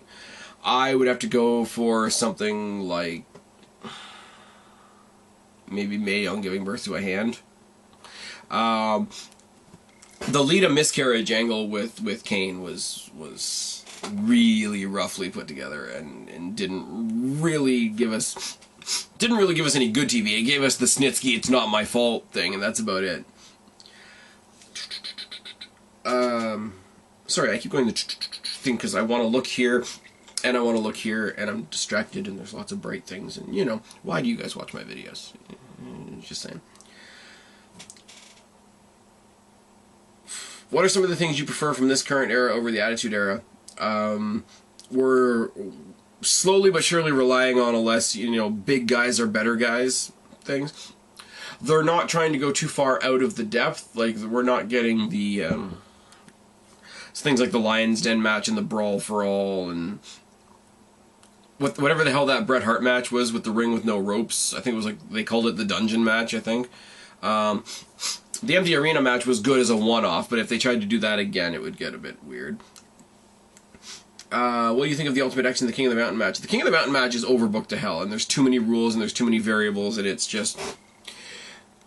For somebody that doesn't know what's going on, it's confusing. For somebody that does know what's going on, it's just very messy. The Ultimate X is basically an extension, a more high-risk version of a ladder match, and you know I'm going to love that. Should John Morrison be given a main event push sometime during it? Should John Morrison have been given a main event push sometime in his WWE career? I don't know if he would have survived in the main event scene. I really don't. I don't know whether people would have accepted him, especially in that, like, John Morrison rockstar character, as a world champion, unless he went through some character development where he became a more serious guy in some way. And I don't know if they had changed his character up a little bit, then yeah, talent-wise, absolutely. But thoughts on The Rock versus Mankind's Empty Arena match during the Super Bowl at halftime, and thoughts on the Empty Arena match in general. It was a cool thing to do once. And it was a cool thing because it was during the Super Bowl, and it was a ridiculously amazing platform for WWE to get their name out there for anybody that didn't know who they were. It was a fantastic opportunity from a business perspective, from an advertising perspective, from a publicity perspective. It was one of the best things they've ever done, one of the best moves they've ever made, I guess you could say. The match itself is a hardcore match, and he pinned him with a forklift. So, Daniel Bryan, anybody? If you were given a head writer position at TNA, what are some ideas you would propose to make the product better? I would make the six-sided ring specific to the X Division, because it would make the six-sided ring special when you saw it, and it would set the it would set the X Division apart from the rest of the roster, as these are our special guys. I don't know how you would arrange that in an arena. I know the logistical problems of that are there. I understand that. But it would really, really make the X Division seem special. I know there's exceptions, like the Dudleys and the Hardys and whatever, but for the most part, stop relying on ECW. I know it's easy to do. I know it's like small company, you're trying to absorb some of that cult following, but it's just not working. It's just really not. As of right now, who would you say is the worst wrestler of the year? Great Khali, when they dust him off and bring him out for a match. What was your favorite incarnation of DX, and what was your least favorite incarnation of DX? I think when they split off and it was like X-Pac and Road Dogg were a team, and Triple H and Billy Gunn went corporate, and they were fighting over the rights to DX. I think that was really lame. The best incarnation of DX, my favorite incarnation of DX is actually the one that showed up at the Raw 1000th anniversary episode, because it was that Triple H Shawn Michaels DX and that DX run that Triple H run DX all coming together at once, and it was the ultimate amalgamation of all the different incarnations, and I think that was what made that particular night special. I know that DX didn't go off and do anything, but the entire unit, because when Triple H took over and ran it, there was something missing. When the rest of them all left and it was just Shawn Michaels and Triple H again, it was the original DX, but there was something missing. Obviously, I would have loved it if politics wasn't what it was and they could have had China there as well, then it would have been complete. But, you know, and obviously, you know, Rick Rude, rest in peace, and Kane was never an official member of DX, and I'm not going to acknowledge Tori was part of DX, so there we go. Why do you think a major company hasn't run with a major babyface gay character? A lot of people would think that it is really, really homophobic that they've never had a main event gay character. I think if you push somebody as a gay character, then that's all they are. No matter what they do in the rest of their career, they're like WWE's token gay guy. And I don't think WWE wants to put that label on anybody. I mean, it's bad enough right now. You take somebody like Muhammad Hassan, no matter what else he does in his career in any other company, he was that terrorist from WWE. And that's really, it's really not something you want, especially with WWE being PG, being anti-bullying, da-da-da-da, and all the bullying campaigns that have to do with gender issues and whatnot. I can understand why WWE, from an image perspective, for sure, I can understand why WWE would want to touch it with a 10-foot pole. But I also, as somebody that knows I have a lot of friends that on various spectrums of the LGBT community, and I don't think I would want to see it. I honestly, and I'm not going to be like one of those guys, oh my god, wrestling sucks, I'm never watching it again. But I think if they did that, I don't think I would watch that part of it. I would turn off for that segment. And I watch Hornswoggle matches.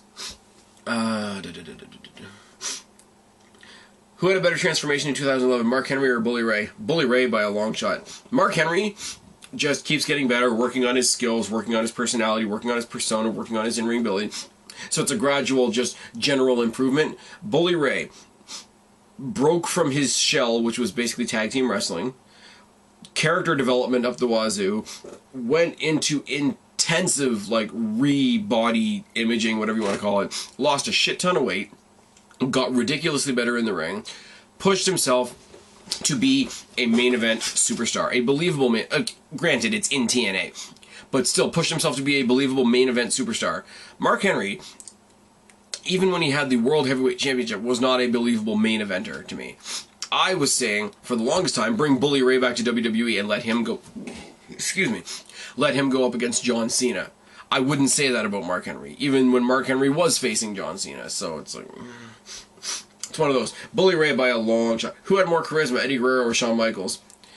I'm going to say Shawn Michaels, only because what we call charisma in Eddie Guerrero is very, you know, it's all the Latino heat, and all the, you know, I've got a spicy personality, yes, and so with Eddie Guerrero, and I say this with no disrespect, please don't get me wrong, his charisma and his persona and his personality shone through as an ethnic thing. Shawn Michaels just was.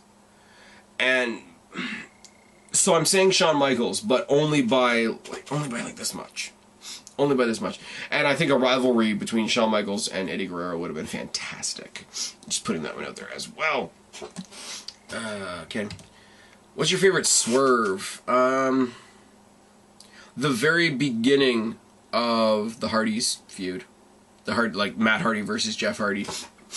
When Matt came down with the chair, I think he was either facing, I think he was facing Orton for the championship, wasn't he? When Jeff was facing Randy Orton for the championship, and had him set up for the concerto, and Matt came down with the other chair, and he's like, "Oh, the Hardy Boys back together, whack." Now, what they did with it after that, oh, I tried to blow you up with pyro, oh, I burned your house down and killed your dog, like, they went way over.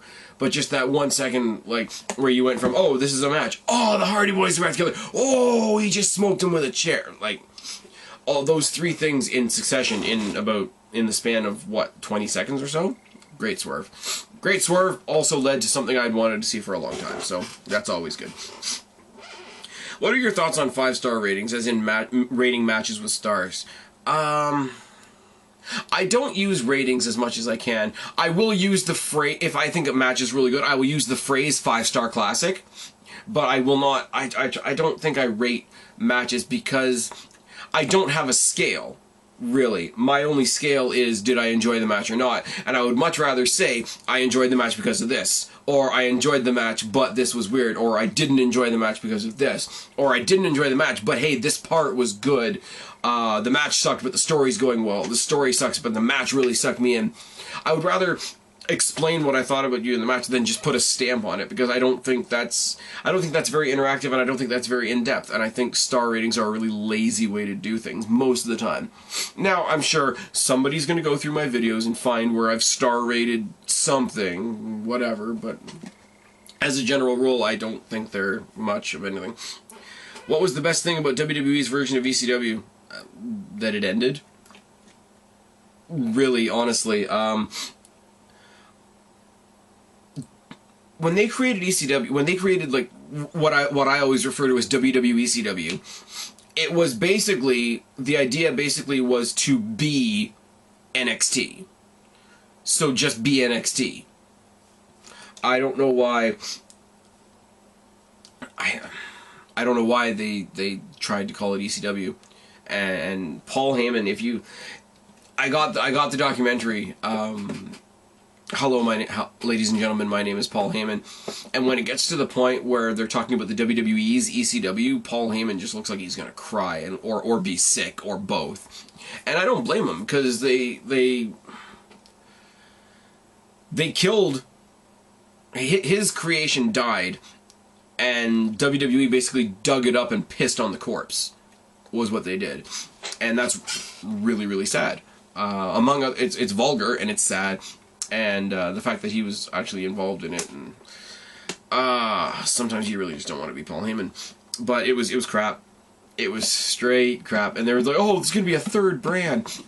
I remember watching the Royal Rumble winner when they introduced the ECW Championship, and they had that point, that Raw, the Raw after Royal Rumble, and they said, well, you're gonna choose whether you're, I don't even remember who it was, honestly. I think, oh, it was The Undertaker, because The Undertaker chose to fight Batista. But you have to choose which championship you want to fight for. And it's like the WWE Championship, the World Championship, and the ECW Championship. Like anybody on the main roster is going to choose to go for the WWE ECW Championship at WrestleMania. Fuck off. Straight up fuck off. And I don't think they ever, if I'm not mistaken, oh, they did once. I was about to say they didn't ever defend the ECW Championship at WrestleMania, but they did. I'm lying. I'm an idiot. I don't know why you guys watch my videos. But it was crap. It was straight crap head to toe.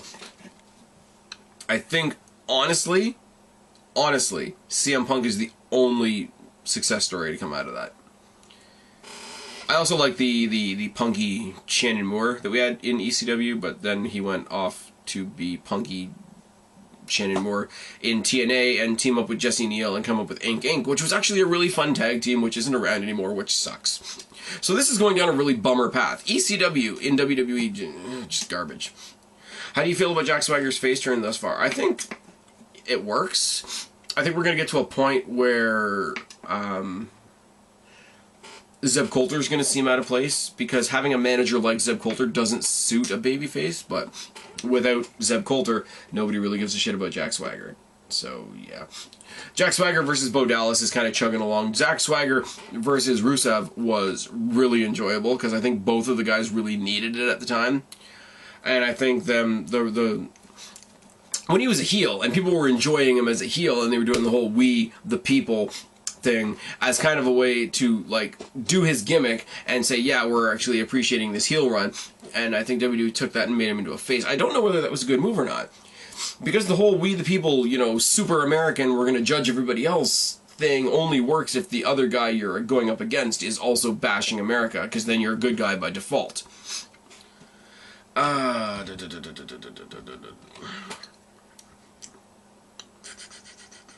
lost my place.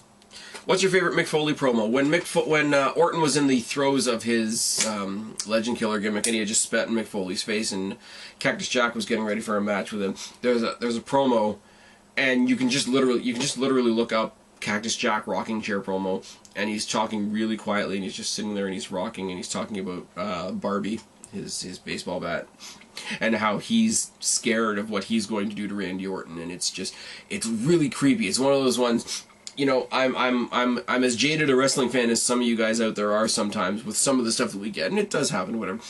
There's a few things that will still put a shiver down your spine every time. I don't care how fake you want to tell me it is. A chokeslam on the thumbtacks spot or a backdrop on the thumbtacks spot will always make me cringe. And certain promos, especially promos from Mick Foley, will just get the hair standing up on your arms just a little bit. And it's when it happens, it's awesome. Nikki Bella or hold on. Should WWE have more supernatural characters like The Undertaker and Kane, or should WWE steer away from those kind of characters and be more realistic? I think you have to find the scariness in real people. And I hope that doesn't sound like a cop-out answer. You have that with Wyatt. You have that with Dean Ambrose. Don't make them creatures, so to speak, but still instill the idea that you don't know what these guys are going to do. These guys are unpredictable. These guys are crazy. These guys can be animal. You don't have to make them into animals. You just have to sell how animalistic they are. And with guys like the Wyatts, guys like Ambrose, Bram in TNA actually is quite good at that. He's better at it than Abyss, for damn sure. But I think you can straddle that line, and the same effect that you had with the supernatural characters and whatnot can be very well done in the modern era, just with making people seem scary. The Ascension look like they're going to be something fantastic when they come to for that reason. They're powerhouses. They're insane powerhouses. It's not because they're all in black. It's not because they have like weird, you know, Illuminati shit on their tights. It's because we see what they do in the ring, and they're reckless, and they're going to kill somebody. And you know, I don't like that people are comparing them to LOD, but it's a thing. Nikki Bella or Brie Bella? Nikki Bella, just because it looks like she's going heel and going with the Authority, and we need an Authority diva so that the Authority can have their fingers in all aspects of the show. Brie is there saying, poor me, poor me, poor me, my husband's a goat, poor me. What's your wrestling Mount Rushmore? I've already answered that. Should WWE create a new undefeated streak at WrestleMania? If so, for who? I don't know, because that's like saying now, who do I think will be an absolute megastar 20 years from now? I don't think when Undertaker debuted at WrestleMania, they thought he would be what he is now, and you can't do that. I think you'd have to choose somebody that's fairly popular. As I said before, go through your records and just find somebody that happens to have not lost at WrestleMania. For a long time, that was The Miz. The Miz had a streak. If you want to go give The Miz a streak, you want to give The Miz a streak? You want to see, somebody said at the top of this video, what would make the YWC lose their shit? Make the next WrestleMania streak be The Miz. Oh yes, and I will bathe in YWC tears, just like this.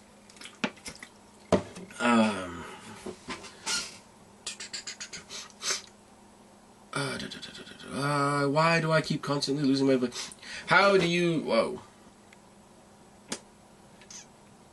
If you had your own promotion and you could pick 3 wrestlers from WWE and 3 wrestlers from TNA, who would they be? CM Punk, Daniel Bryan, I guess, Dolph Ziggler, Jeff Hardy, Kurt Angle, James Storm. There you go. How do you feel about the whole Alberto Del Rio firing? Somebody else was being a racist asshole. ADR stuck up for himself. He got fired for it. It's wrong, but it is what it is. How would you book a Bray Wyatt face turn? I would book a Bray Wyatt face turn around a John Cena heel turn. John Cena turns heel, turns on somebody. Bray Wyatt's just there in the background. He's like, I told you, my children. I told you the demon was the demon you know. And now he's shown his true colors. I'm still here for you to embrace. I do an absolutely horrible Bray Wyatt impression, apparently. But, yeah, it would have to mirror somebody big going heel. Who is somebody that people say should have been world champion that you disagree with? Kofi Kingston, by a country mile. A lot of people say it. I don't see it. And I'm not even going to go into this because I don't dislike Kofi Kingston. I just don't see him as a champion in any way, shape, or form. Do you think WWE dropped the ball in dropping the new Nation of Domination faction with Kofi, Big E, and Woods? I don't know. I don't know what Big E, Woods, and Kofi could do as heels. I don't know. I mean, Big E wasn't even really that heelish when he was a heel, right? He was just standing there with AJ and Ziggler. Woods is a very charismatic guy. If they're going to play up on his PhD bullshit, I guess that could be something. Kofi Kingston is a jumping bean. You're going to make me hate a jumping bean. Alright, cool. Which match are you more excited to see for your Money in the Bank Royal Rumble or Elimination Chamber? Huh. The spots in the Elimination Chamber are weird. Royal Rumble is classic, and Money in the Bank is a ladder match. So me personally, for my own bias, I gotta go with Money in the Bank because I love the ladder match. I love the multi-person ladder match, especially because it's a car crash. But, oh, that's hard. I will go with the proper answer because it's the most important of the three, and I'm going to go with Royal Rumble, but I do that with a heavy heart. How about that? Thoughts on the Matt Hardy versus Edge feud? It was fun because it was real. A lot of it was... Before I realized how real it was, I wished it was Jeff instead of Matt, because Jeff versus Edge was what we wanted to see. It really was. Matt Hardy versus Christian for the ECW Championship years later seemed more right than Matt Hardy versus Edge, but I really wanted... It was great, and it was great because it was real, and Matt Hardy... I specifically remember Matt Hardy coming out and calling Edge Adam. I remember him coming out and calling Lita Amy. It was good. It was, like, for what they were doing, it was done quite well. But I wished it had been Jeff. And that's just because Jeff is better. What are some concepts that WWE could take from WCW, ECW, and or TNA? WCW take the cruiserweights, ECW take the hardcore elements, and TNA, I say take the Ultimate X match, because there's a lot of guys I would love to see in WWE in something like an Ultimate X example. If you can imagine maybe Zayn versus Neville in a Ultimate X match for the NXT Championship. And just, there's things that are out there. Where would you rank WrestleMania 18 as far as one of the best WrestleManias of all time? Had a great hype match. Had a championship match that most people overlooked because of the size of the hype match. A lot of the rest of the card is meh. I'm very biased. Hold on a second. Little preview. If I can find it. If I can find it. There we go. I'm professional. Look at me go. I still have this. Because I was there. And I think you know this. And I think that's why you asked me the question. But because I was there... and because I'm biased, I can't give you a fair answer to that. A good hype match, a good wrestling match for the championship. The undercard's a little... Especially when you consider the year before, they had one of my favorite matches of all time, WrestleMania 17, which was TLC 2. My battery's going to die any minute now. That's flashing at me. That's probably not a good thing. What was your favorite I Quit match? The... Shane McMahon versus Mick Foley, actually, just because of how it ended, and I thought it was really, really clever. What's your favorite name for a pay-per-view? I always think Armageddon, because I think it's just funny that because it happens to be happening in December, and that happens to be the end of the year, that it's the end of things. Like, WWE doesn't end... Like, when they said a couple weeks ago that it was the season finale and the season premiere of Raw, it's like, no, Raw just doesn't stop. It doesn't have seasons. A lot of idiots out there saying, oh, wrestling should just take December off and they can start a new season. It's like, fuck off. Wrestling always goes. It always goes. But I always thought Armageddon, I always thought Backlash was a cool name for a pay-per-view. Backlash was a cool name for a minor pay-per-view right after a major pay-per-view, just by its name alone. I don't know, I can't really think of it. It was No Way Out was always sort of ominous sounding. Back in early 2012, there was much speculation about Dean Ambrose coming in to do a feud with Mick Foley. Looking back at it now, do you think it would have helped him or hurt him in the long run? Also, without Dean Ambrose, how successful do you think the Shield would be? The identity of the Shield was made up of the 3 people in it, as redundant as that might sound. So if it was somebody else, the Shield would have been different. You can't have somebody else in there, like Rollins, Reigns, and somebody else, trying to emulate the Rollins, Reigns, Ambrose Shield. The Shield would have been different. It would have gone the direction of whatever a new person would have taken it, and it would have been different. It wouldn't have been what it is, but it would have been successful in that realm as whatever that third person that person added to the thing. As far as the Foley thing, at this point, if they did do it, I'm pretty sure Mick Foley would have the best of intentions. But again, I got to go with what I said about Austin way earlier in this video and say that I think him trying to do anything right now, it would just look like here's this young guy who's just trying to make a name for himself beating up an old broken guy. And that sounds super shitty, but I do mean that with the most respect, and I wouldn't want to see it because of the respect that I have for Mick Foley. As I said, if he decided to do it, he would be doing it with the best intentions in the world, but I think it would flop. I really do. Okay. Michael S. says, favorite Orton match versus Mick Foley at Armageddon? Yeah, I'd go with that. Favorite Miz match, even though he got absolutely screwed, was his match at WrestleMania against John Cena. Even though he got made to look like an absolute joke right afterwards, I'm going to say that. Do you collect action figures? If not, have you ever thought about doing so? I don't have any action figures. I have one, actually. That's a lie. I have this. My good friend Krista, that I constantly go and see movies with, got me that as part of a Christmas package. 1 year for Christmas when we got together and exchanged presents and whatnot. It's the only one I have.